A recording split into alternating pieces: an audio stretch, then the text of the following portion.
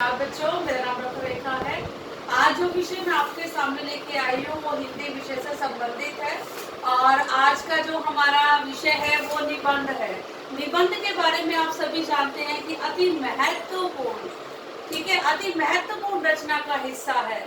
और निबंध में भी जैसे हम बात करते हैं कि रचनात्मक कार्य की अनुभूति होती है। निबंध को लिखते समय हमें ये लगता है कि हम कुछ अलग कर रहे हैं, कुछ नया कर रहे हैं या फिर कुछ नया या रचनात्मक कर रहे हैं। तो आइए देखते हैं निबंध के बारे में क्या कहा है आचार्य रामचंद्र शुक्ल जी ने। उन्होंने कहा कि गद्य यदि कवियों की कसौटी है, गद्य यदि कवियों की कसौटी है तो निबंध गद्य की कसौटी है। तो निबंध जो है वो सारी ही कसौटियों पर खरा उतरना चाहिए। निबंध का अर्थ क्या है, निबंध का तात्पर्य क्या है? निबंध का अर्थ है बांधना। बांधना, किस चीज को बांधना? अपने विचारों को बांधना। और किस में बांधना? एक सूत्र में बांधना। निबंध से तात्पर्य है कि अपने विचारों को एक सूत्र में बांधना ताकि आप उनकी अभिव्यक्ति कर सके। तो निबंध का अर्थ है कि एक सुडोल, एक सुभाषित रचना कि जिसमें आपके विचारों का पूरी तरह से क्रमबद्ध व्यवस्थित चित्रण हो।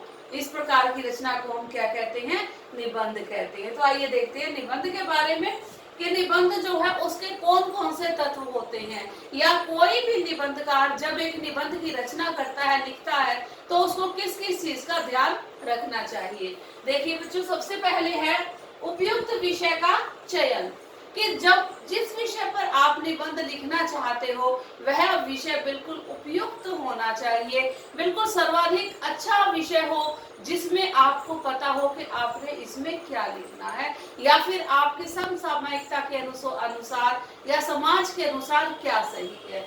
फिर देखिए मौलिक विवेचन। मौलिक विवेचन का अर्थ यहाँ पर क्या है कि निबंध ऐसा ना हो कि आपने दूसरे से कॉपी किया हो या दूसरे को देखकर लिखा हो।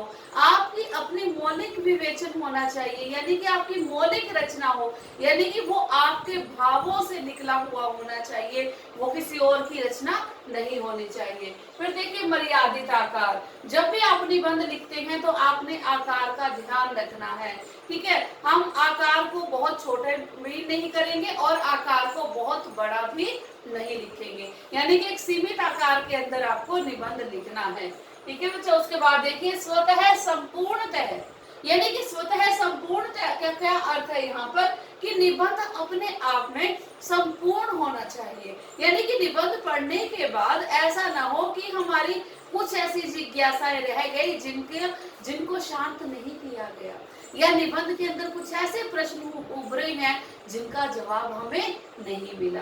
तो वो अपने आप में ही आपका जो निबंध है वो संपूर्ण होना चाहिए। देखिए उसके बाद व्यक्तित्व की अभिव्यक्ति। निबंध ऐसा हो उसमें आपके व्यक्तित्व की अभिव्यक्ति होनी चाहिए कि आपका व्यक्तित्व कैसा है या फिर ऐसे कैसे व्यक्तित्व के आप स्वामी हैं, ठीक है। उसके बाद देखिए रोचकता। निबंध ऐसा ना हो कि उबाऊ हो।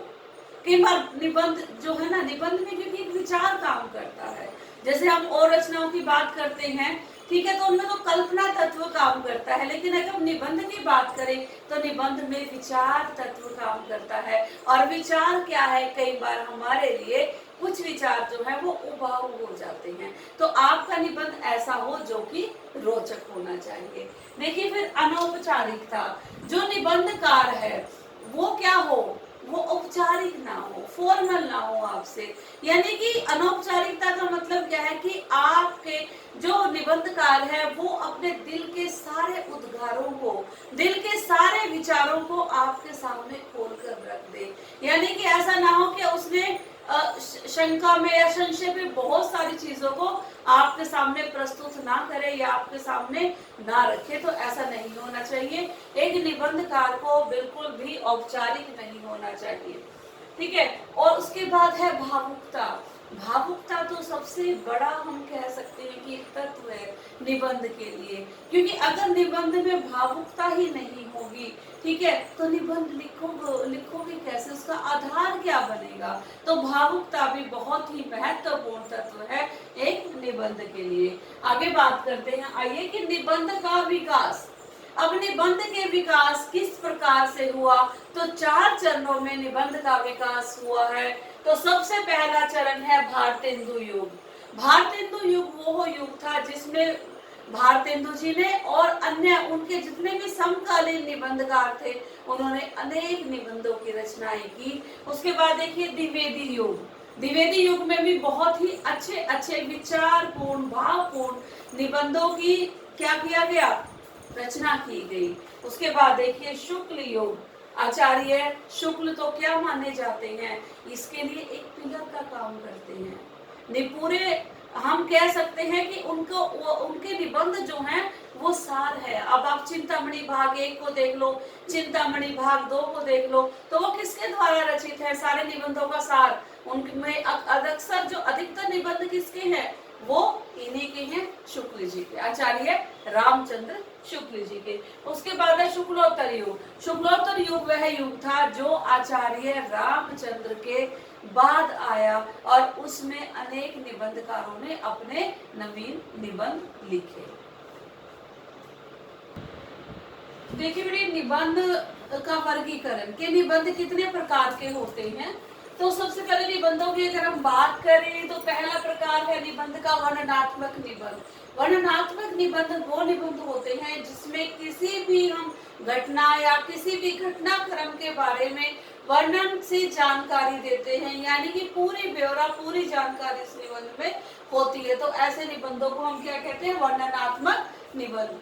उसके बाद है विचारात्मक निबंध। अब विचारात्मक निबंध कौन से निबंध होते हैं कि जिनमें किसी एक विचार की प्रधानता होती है, या फिर हम कह सकते हैं कि किसी एक विचार को केंद्रीय विचार मानकर उस निबंध को लिखा जाता है। ठीक है। उसके बाद है गवेषणात्मक निबंध। गवेषणात्मक निबंध वो निबंध होते हैं, जैसे अगर हम बात करें ऐतिहासिक निबंधों की, या फिर इतिहास से जुड़े हुए कुछ पात्रों की, या फिर खोज से संबंधित अन्वेषण और अन्वेषण किससे संबंधित है, खोज से संबंधित, यानी कि जहां पर हम कुछ नया खोजना चाहते हैं, कुछ नया देखना चाहते हैं, तो वहां पर हम बात करते हैं गवेषणात्मक निबंध की। उसके बाद है भावनात्मक निबंध। भावनात्मक निबंध वो निबंध होते हैं कि जिनके अंदर भावना की प्रचुर मात्रा होती है, या फिर भावनाओं पर ही वो निबंध जो है वो आधारित होते हैं। उन निबंधों को हम भावनात्मक निबंध कहते हैं, यानी कि भावों का प्रसार, भावों का प्रचार ऐसे निबंधों के माध्यम से बहुत अधिक होता है। उसके बाद हास्य व्यंग्यात्मक निबंध। ये निबंध वो निबंध होते हैं कि जिसमें, जैसे हरिशंकर परसाई जी के निबंधों को देखो तो अक्सर वो हास्यात्मक निबंध है, व्यंग्यात्मक निबंध है कि समाज में मान लो कोई बुराई फैल रही है, कोई भी चीज ऐसी जो आपको सही नहीं लग रही, तो उसमें हम क्या कह सकते हैं कि उस तरह से नहीं, तो व्यंग्यात्मक रूप में हम उस बुराई पर क्या करते हैं, व्यंग करते हैं, तो उसके हम हास्य व्यंग्यात्मक निबंध की संज्ञा देते हैं। तो निबंध के बाद देखिए, निबंधों के वर्गीकरण के बाद हम बात करते हैं कि निबंध की विधियां कौन कौन सी हैं। निबंध की विधियों की अगर हम बात करें तो बहुत सारी विधियां हैं निबंधों के लिए। तो सबसे पहली विधि है देखो और रचो विधि। देखो और रचो विधि कौन सी विधि होती है, इसमें अध्यापक क्या करता है कि कोई भी चित्र बच्चों के सामने रख देता है, या फिर श्यामपट्ट पर कोई भी आकृति या चित्र बना देता है, और छात्र क्या करते हैं, उस आकृति को देखकर अपने निबंध की रचना कर देते हैं। अब जैसे मान लो, छोटा सा मैं उदाहरण देती हूँ आपको। अब मान लो बच्चों छात्रों से लिखवाना है, बच्चों से निबंध लिखवाना है दीपावली पर, तो अध्यापक क्या करता है कि पटाखे बना देंगे, फुलझड़ी बना देंगे, ठीक है ना। तो इस तरह से क्या हो गया, बच्चों को मिल जाता है कि हमें किस चीज के बारे में लिखना है। उसके बाद देखिए प्रश्नोत्तर विधि। प्रश्नोत्तर विधि कौन सी विधि है, प्रश्नोत्तर विधि वो विधि है जिस विधि के माध्यम से अध्यापक जो है छात्रों से प्रश्न पूछता है, और प्रश्नों के उत्तरों के स्वरूप जो भी उत्तर आते हैं उनमें से एक निबंध की रचना होती है, यानी कि वो उनके आधार पर, ठीक है, उनके आधार पर उनको रचना कहने के लिए। अब जैसे वो जो मैंने पहला उदाहरण दिया, मान लो आप उसी उदाहरण को ले लो, ठीक है, उसमें क्या है कि आपने दिवाली कैसे मनाई, ठीक है, तो उसमें क्या है कि आपको प्रश्नोत्तर विधि, और आप अध्यापक आपको कहेगा कि दिवाली के ऊपर एक निबंध लिखिए, तो यह है प्रश्नोत्तर विधि।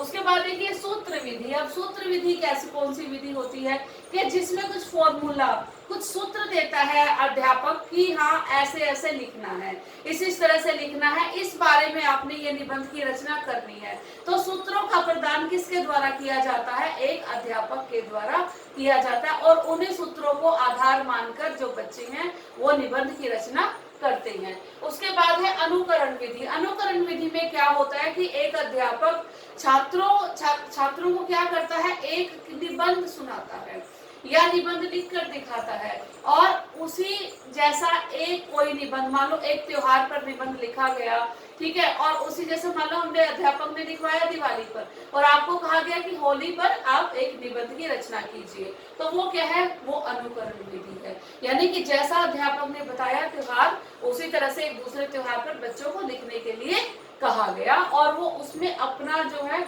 अपनी रचनात्मक शैली में उस निबंध को लिखेंगे। उसके बाद है वाद विवाद और तर्क विधि। वाद विवाद मैंने आपको पहले भी बताया था कि वाद विवाद वो विधि है कि जिसके अंदर अध्यापक जो है कक्षा को 2 वर्गों में विभाजित कर देता है, और उसके बाद किसी भी विषय पर जो है वो चर्चा करवा सकता है। कोई भी ज्वलंत विषय जो हमारे समाज में भी चल रहा है उससे संबंधित चर्चा करवाने के बाद फिर अध्यापक कहता है कि अब आप इस पर निबंध लिखें, ठीक है। उसके बाद है प्रवचन विधि। प्रवचन विधि क्या होता है? अब जैसे मैं बोल रही हूँ, ठीक है ना, तो ये क्या है, प्रवचन विधि है कि इस विधि का प्रयोग करके पहले अध्यापक बताता है बच्चों को किसी भी निबंध के बारे में, और उसके बाद उनको कहता है कि आप इससे संबंधित निबंध की रचना कीजिए। उसके बाद है रूपरेखा विधि। रूपरेखा विधि में मैंने आपको पहले भी बताया था, अब मान लो थोड़ा सा अध्यापक को क्या करना है कि होली पर निबंध लिखवाना है, तो वो होली पर क्या करेगा, इस पर जो शाम पट के ऊपर ना वो क्या करेंगे अध्यापक की उसकी रूपरेखा आपको दे देंगे। अब जैसे होलिका दहन, ठीक है, या फिर हिरण्यकशिपु, कुछ भी ऐसा लिख देंगे कि जिससे आपको पता चल जाएगा कि हमें किस पर निबंध लिखना है, हमें होली पर निबंध लिखना है। उसके बाद है समीक्षा विधि। समीक्षा विधि का हम अक्सर उच्च कक्षाओं में प्रयोग करते हैं। समीक्षा विधि में क्या होता है कि अध्यापक बच्चों को कहता है कि आपने यह देखना है कि किस प्रकार की भाषा शैली का, किस प्रकार की शब्द रचना का, किस प्रकार की शब्द शक्तियों का प्रयोग जो है इस रचना में हुआ है। तो हर चीज आपको यहाँ पर देखनी है, और इस विधि को हम क्या कहते हैं, समीक्षा विधि। और उसके बाद समीक्षा विधि के माध्यम से ही अध्यापक बच्चों को निबंध लिखने के लिए प्रेरित करता है। उसके बाद देखिए बच्चे कि क्या क्या विशेषताएं होनी चाहिए। अगर आप किसी भी निबंध की रचना कर रहे हैं तो उसमें कौन कौन सी विशेषताएं होनी चाहिए आपके निबंध में।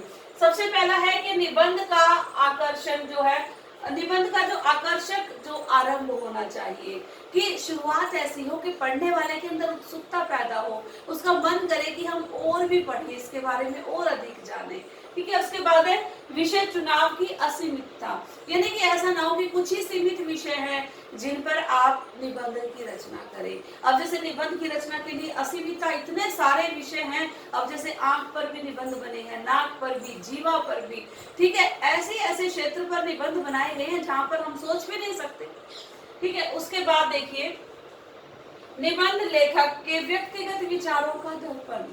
आपको पता है कि जब भी कोई लेखक या निबंधकार निबंध की रचना करता है तो वो अपने व्यक्तिगत विचारों को साइड में नहीं रख सकता या दरकिनार नहीं कर सकता। उसके व्यक्तिगत विचारों का प्रभाव उसके निबंधों पर होगा। जब भी एक निबंधकार निबंध की रचना करेगा तो उसके व्यक्तिगत विचारों का प्रभाव उसके निबंध पर होना चाहिए। उसके बाद है सीमित आकार। सीमित आकार में देखिए कि ना तो निबंध बहुत ही, मैंने आपको बताया था, बड़ा हो, और ना ही निबंध बहुत अधिक छोटा होना चाहिए।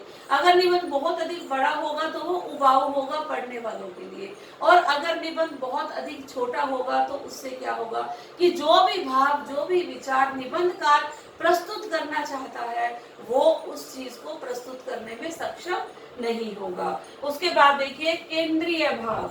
अब केंद्रीय भाव क्या है कि कोई भी निबंध है उसमें एक ही विचार जो है वो केंद्र रूप में स्थित रहता है।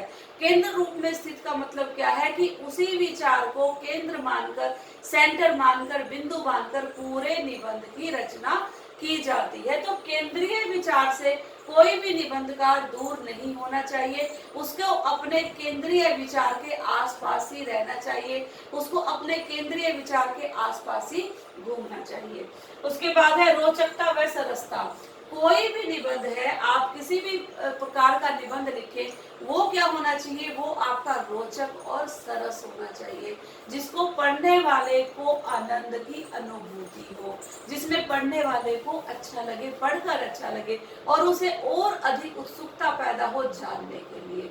ठीक है बच्चों, तो आज हमने निबंध के बारे में पढ़ा और मुझे उम्मीद है कि आपको निबंध से संबंधित सारी जो जितनी भी जानकारी मैंने आपको दी है वो जानकारी आप अपने जीवन में प्रयोग करेंगे। धन्यवाद।